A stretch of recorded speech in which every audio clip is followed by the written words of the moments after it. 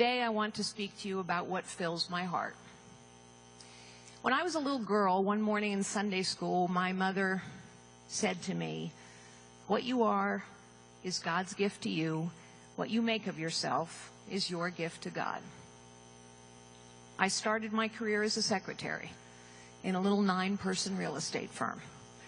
And ultimately, I would become the chief executive officer of the largest technology company in the world and run for president of the United States. That's only possible in the United States of America. That's only possible here, and it is possible here and only here because our founders knew what my mother taught me. Our founders knew that everyone has God-given gifts.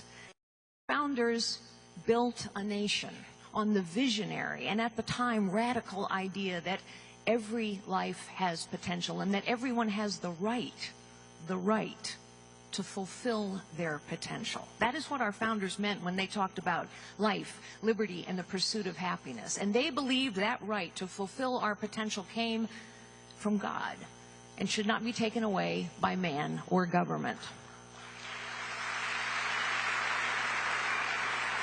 I have seen people in all kinds of circumstances. I have seen people in desperate and destitute circumstances, and yet it is true that every person has God-given gifts. Every person's life is filled with God-given potential. And whatever their circumstances, everyone truly does have the capacity to live a life of dignity and purpose and meaning. And we know that dignity comes from work, and purpose comes from family, and meaning comes from faith in our lives.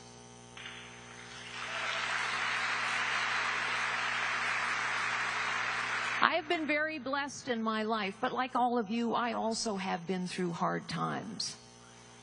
I managed Hewlett-Packard, led Hewlett-Packard through the dot-com bust, the worst technology recession in 25 years, and yet over 6 years we transformed that company from one falling behind to one charging ahead, even as so many of the companies against which we competed disappeared off the stage altogether. At the end of that time, I was fired in a boardroom brawl. One of the things I know is that leaders challenge the status quo, and there are people who fight to preserve the status quo.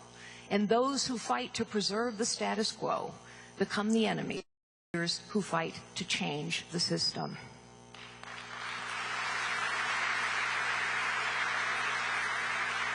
When I battled cancer 6 years ago, I relied on the strength of my family and the power of my faith.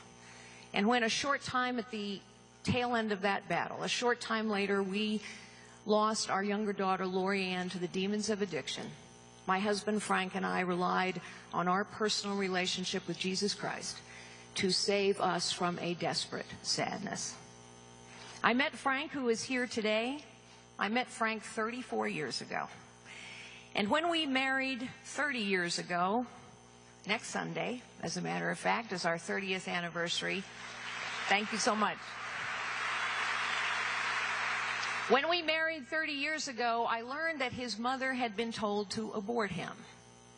But she was a woman of great faith and great courage, and she chose to bring her child into the world.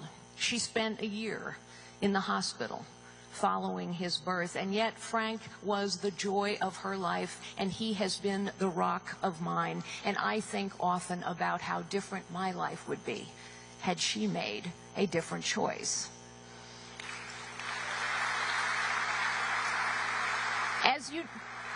As you know, I ran for the Senate against Barbara Boxer in California in 2010, and I ran as a proud pro-life conservative, and you don't do that unless you really mean it.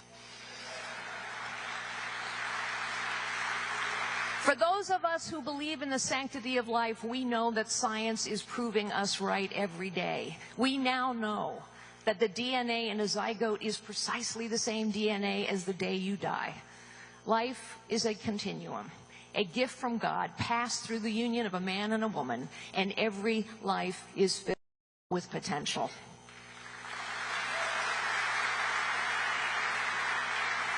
I don't know about you, but I I am really tired of being called extreme on this issue. The platform of the Democrat Party is a life is not a life until it leaves the hospital.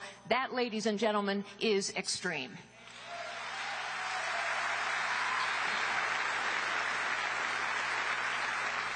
I must tell you, as I have traveled across this country over the last several years, I sense a deep disquiet.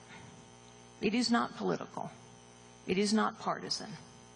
But people are disquieted because they fear we are losing something, and they think we are missing something. They fear we are losing that sense of limitless possibility that has always defined this nation. We always knew if something was worth doing, this nation would do it. Even better if it was hard to do. We would figure out how to do it. We knew that our own lives were filled with the possibilities that came with our God-given gifts, and we trusted that our children and our grandchildren's lives would be filled with even greater possibilities. And yet people no longer feel this sense of possibility. And when we lose a sense of limitless possibility that has always defined this nation, then we lose the core of who we are. And there is a reason why people feel as though we're losing possibilities. I see too many lives tangled up in webs of dependence. I see too many family-owned businesses or farms, small businesses, new businesses that are getting crushed. For the first time in U.S. history, we are now destroying more businesses than we are creating. The government has become so big, so powerful, so costly, so corrupt, so crushing in its weight and its ineptitude that only the big, the powerful, the wealthy, and the well-connected can survive.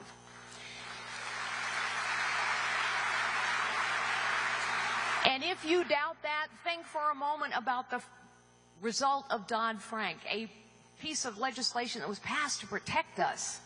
But the consequence of Dodd-Frank is that 10 Wall Street banks too big to fail have become 5 Wall Street banks too big to fail, and meanwhile 3,000 community banks have gone out of business.